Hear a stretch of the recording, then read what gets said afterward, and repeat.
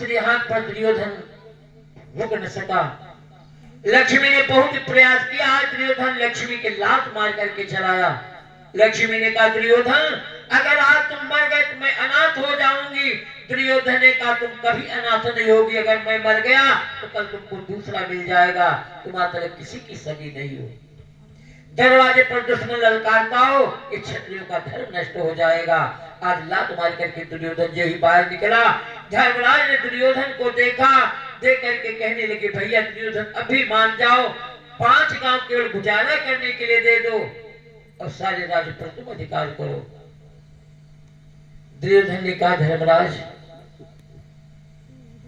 तुम सदैव यही कहते रहो मैं जीत करके सब कुछ ले लूंगा, और मैं तुम्हें तुमसे यही मरते दम तक कहूंगा कि अपने जीते जी सुई की नोक के बराबर तुम्हें नहीं दूंगा। धर्मराज ने कहा भैया अभी बहुत ही समय सोच लो, अगर नहीं देना है तो हम में से 3 तुम ले लो, 2 तुम ले लो, 3 तुम हो जाओ, 3 मैं हो जाऊं, तब हमारा तुम्हारा युद्ध बराबरी में होगा। दुर्योधन ने सोचा कि अर्जुन और भीम को अगर अपनी तरफ मैं ले रहा हूं फिर पे धर्मराज हार जाएंगे, सारा संसार कहेगा कि दुश्मन की ताकत से दुर्योधन ने लड़ जीता है। दुर्योधन ने कहा ऐसा भी नहीं होगा, युद्ध तो राजा राजा का होता है। और इतने में भगवान कृष्ण ने कहा दुर्योधन धर्मराज ने राजा को भीम को बनाया है, आज दुर्योधन ही बड़ा होशियार है, कहने लगा राजा को तो सभी प्रणाम करते, मैंने ठीक मान लिया भीम को राजा बना, अगर धर्मराज भीम को प्रणाम करें तो मैं भीम के साथ युद्ध करूंगा। अगर धर्मराज आज भीम को प्रणाम कर लेते उसी जगह में धर्मराज भस्म हो जाते। धर्मराज प्रभु की तरफ देखा, अब क्या होगा? भगवान ने कहा तुम चिंता मत करो, भीम की बगल में गीता की पुस्तक या बांसुरी बन करके जा रहा, तुम उसे प्रणाम कर लेना। और एक बांसुरी के रूप में भगवान भीम की बगल में पहुंचे, धर्मराज ने उसी बांसुरी को प्रणाम कर लिया। और जब बांसुरी को प्रणाम कर लिया, अब तो दुर्योधन भीम के साथ लड़ने के लिए तैयार हुआ। जब दोनों में साथ में गदा युद्ध हुआ, अब उसी समय भीम को द्रौपदी चीर के हरण की याद आ जाती। और जब याद आई समर में भीम ने गुरुपति का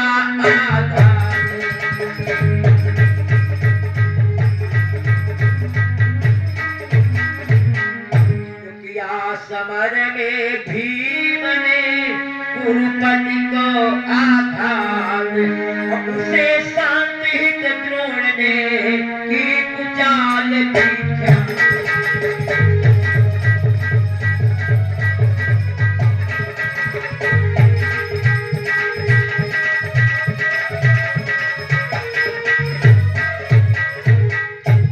आज भीम ने जय दुर्योधन की जंघा पर वार किया, आज घायल दुर्योधन करा रहा है, अपने मित्र द्रोण अश्वत्थामा को बुलवाया, कहने लगा मित्र जाओ, अगर आज 5 पांडवों का वध करके तुम आओ उसी समय तुम्हें राजा बना दूंगा। आज द्रोण अश्वत्थामा कहने लगा दुर्योधन जब तुम राजा नहीं रह गए तो हमें राजा कैसे बनाओगे? दुर्योधन ने कहा जब तक हमारे हृदय में सांस है तब तक राज्य के ऊपर हमारा अधिकार है। अगर आज 5 पांडवों को मार करके उनके शीश लेकर के आओ उसी समय तुम्हें राजा बना दूंगा। आज इतनी बात सुन करके द्रोणी वहां से पांडवों का वध करने के लिए चल देता है। आज भगवान ने सोचा रात्रि का समय, अगर हो सकता है महाभारत का युद्ध हो गया है, कोई पांडवों को सोते भी आकर के मार डाले, इसलिए दरवाजे पर भोले बाबा को बिठा दिया और पांडवों को लेकर के दूसरी जगह चले गए कि बाबा जब तक मैं वापस ना आऊं तब तक कोई योद्धा अंदर मत जाने पाए, क्योंकि भगवान की माया को तो केवल अपनी माया को भगवान ही जानते हैं। क्या कि भगवान के खेलों को तो भगवान ही जाने, भगवान के खेलों को तो भगवान ही जाने।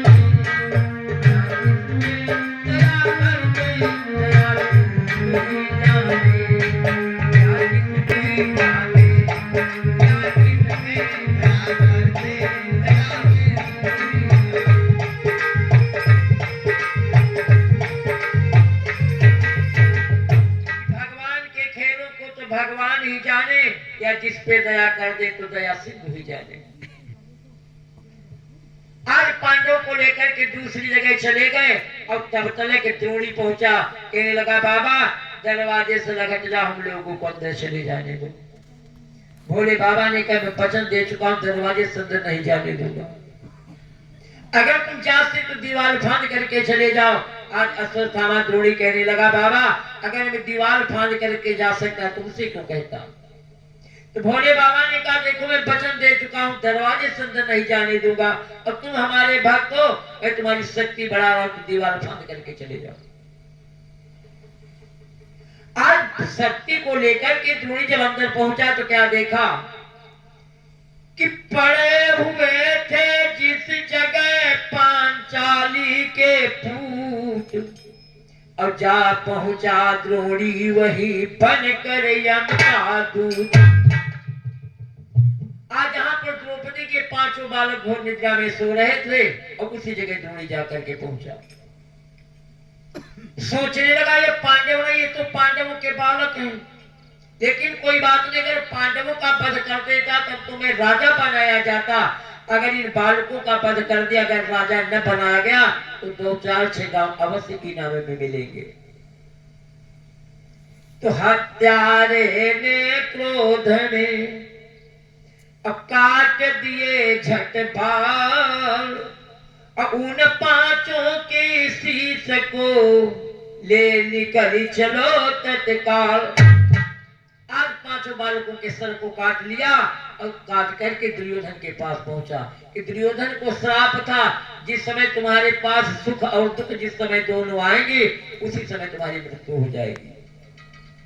पहले तो दुर्योधन इस शीशों को देखा तो बड़ा ही प्रसन्न हुआ, लेकिन जिस सर को अपने हाथ में उठाता वही सर फूट जाता है। कहीं दुर्योधन ने कहा नीच तूने तो मेरे वंश का भी विनाश कर दिया। अब इतना कहते कहते दुर्योधन की मृत्यु हो गई। आज जब दुर्योधन की मृत्यु भगवान ने अपनी माया को खींचा, और जब माया को खींचा तो क्या देखा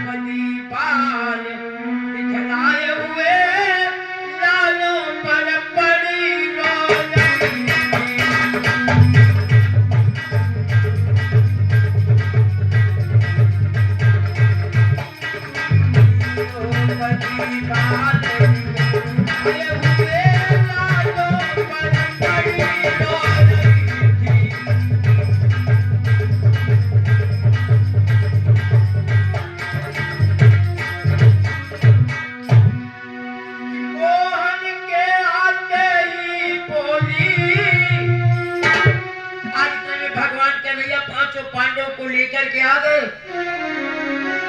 मोहन के आते ही बोली नटवरिया वो बेबाकी है, अथवा इस खेले तुम्हारे में क्या और कसर भी बाकी है।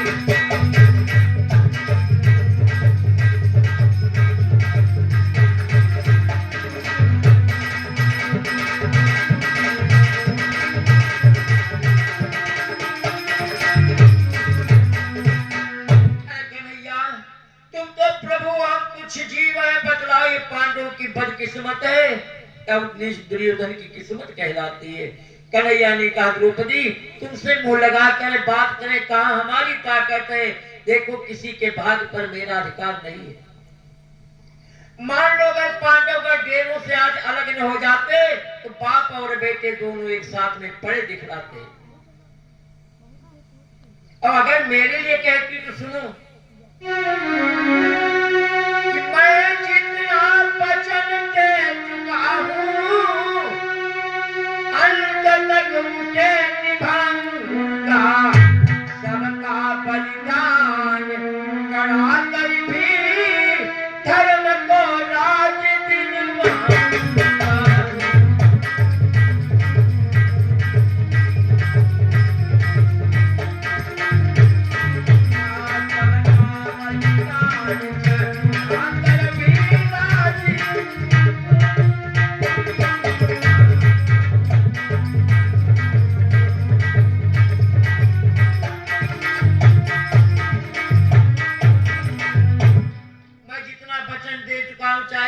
संसार समाप्त होता है, लेकिन मैं राजा धर्मराज को बनाऊंगा।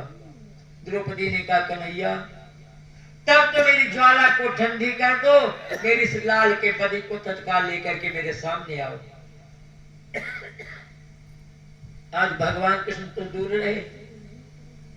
अर्जुन ने कहा भद्रे ठहरो, आज ही मैं नीच को लेकर के आऊंगा, या तो तेरे वचन को निभाऊंगा या जीते जी अपना तुम्हें मुंह नहीं दिखलाऊंगा। इतना कह करके कृष्ण और अर्जुन उस द्रोणी का पता लगाने के लिए चल देंगे। भगवान की माया से क्षण भर नहीं लगा कि द्रोणी से भेंट हो गई। कुछ देर तक तो बातें पर बातें होती रही, फिर दोनों तरफ से धनुष बाण निकल पड़े। आज जब दोनों तरफ से धनुष बाण निकले कि द्रोणी ने श्रृंगी सरताना, जिसको न पार्थ पहचान।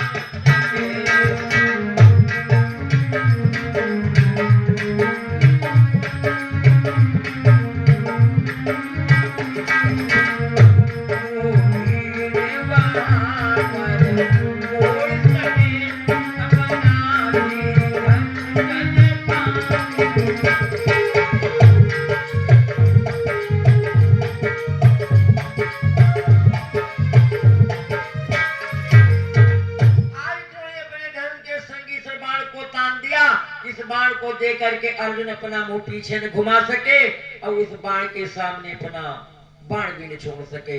अब तो दसों दिशा में हाहाकार होने लगा कि भगवान कन्हैया बदन पसार करके संगीसर बाण को पान कर गए। और यही बाण को पान किया, इतने में आज अर्जुन द्रोणी को रथ में बांध करके डाल लिया, डेरों में लेकर के पहुंचे। भीम ने यही देखा, अपनी गदा और तलवार को उठा करके भीम ने कहा नीच, तेरा संसार से बिस्तरा उठ चुका है। अरे द्रौपदी मुझे बतला जल्दी, क्यों कर तेरा दिल भर डालूं, खींच लूं खाल सारे तन की, या इसके टुकड़े टुकड़े कर डालूं। आज भीम की गर्जना को सुनकर के द्रोणी ने कहा भीम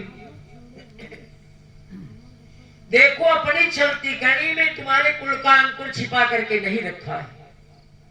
जितनी मुझे चाल चलानी थी उतनी मैंने चला लिया। अगर मारते तो मैं न्याय समझता हूं और छोड़ते तो मैं दया समझता हूं। आज भगवान कन्हैया ने कहा भीम देखो, ब्राह्मण को कभी मारना नहीं चाहिए, अन्यायी को कभी छोड़ना नहीं चाहिए। अब तो भीम असमंजस में फंसे, एक तरफ भगवान कहते ब्राह्मण को कभी मारना नहीं चाहिए, अब एक तरफ कहते अन्यायी को कभी छोड़ना नहीं चाहिए। तो भीम ने फिर प्रभु से इशारा किया, प्रभु आगे करना क्या है? तो भगवान ने कहा इसकी शिखा काट ले। और यही आगे भीम दौड़ी तो द्रौपदी हाथ जोड़ करके कहने लगी भीम अब क्या हथियार चलाते हो, जाने दो, छोड़ दो, दंड हो चुका है, व्यर्थ में अपने सर के ऊपर कलंक क्यों लगाते हो? ऐ कन्हैया अपने इस मोह को त्यागती हूँ, एक अनाथ ब्राह्मण के प्राणों की भीख मांगती हूँ, इस ब्राह्मण को छोड़ दो। कन्हैया ने कहा धन्य द्रौपदी, तुम्हारी त्याग कथा को तो सारा संसार अवश्य गाएगा। आज द्रोणी को यही छुड़वा दिया, शांति से बैठ न पाए कि द्रोणी फिर से ब्रह्मबाण की ज्वाला को छोड़ दिया। आज ब्रह्मबाण की ज्वाला उत्तरा देवी के गर्भ को जाकर के जलाने लगी। उत्तरा देवी हा मोहन हा मामा कह करके भगवान कन्हैया को बुलाने लगी मामा, कि हा हा मामा हा हा जीवन दासी पर आज दया कीजिए, मेरे जीवन को ले लीजिए, पर मेरा गर्भ बचा लीजिए। हे मामा क्या तुम इस संसार में अवतारी कहलाते हो? ऐसे भक्त वत्सल होने पर ऐसे जुर्म हो जाते हो?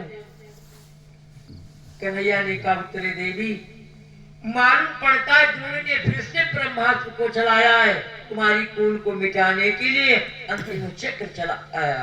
ये कहते कहते भगवान उस ब्रह्मबाण की ज्वाला को पान कर गए। और जले हुए गर्मी में फिर से प्राणों को डाल दिया।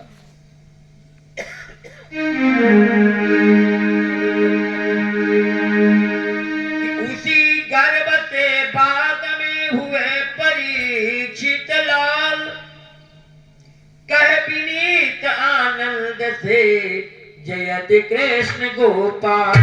वृंदावन बिहारी लाल की जय।